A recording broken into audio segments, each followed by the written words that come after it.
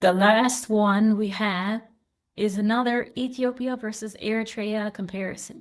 So we have "z," which we learned already, and the spitting "z," but it's written like this in Ethiopia. So we're going to look at all three of these compared together. We already talked about this is the same man, but he forgot his afro curl this time. Let's look at Eritrean style and Ethiopian style. I'm just going to say it once because they are the same sound.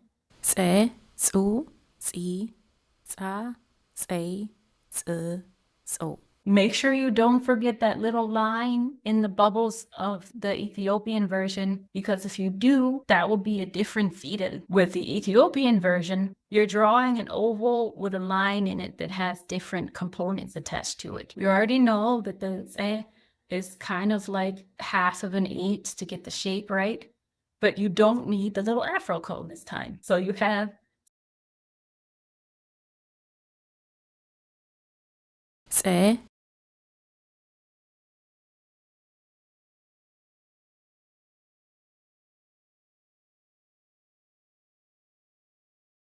ጹ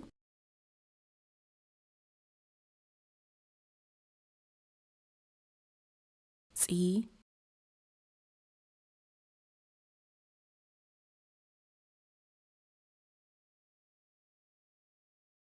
ጻ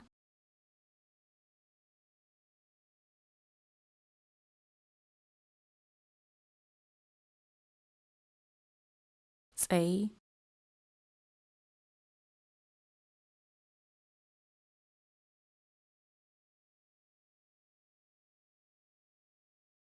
ጽ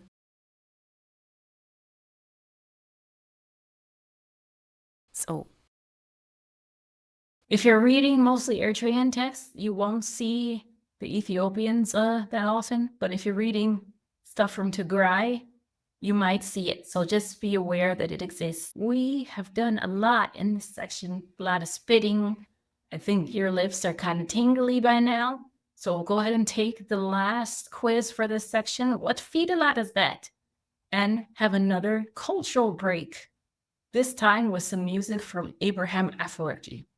That is very encouraging once you know what the lyrics are about. So take that break, and I'll see you in the next section.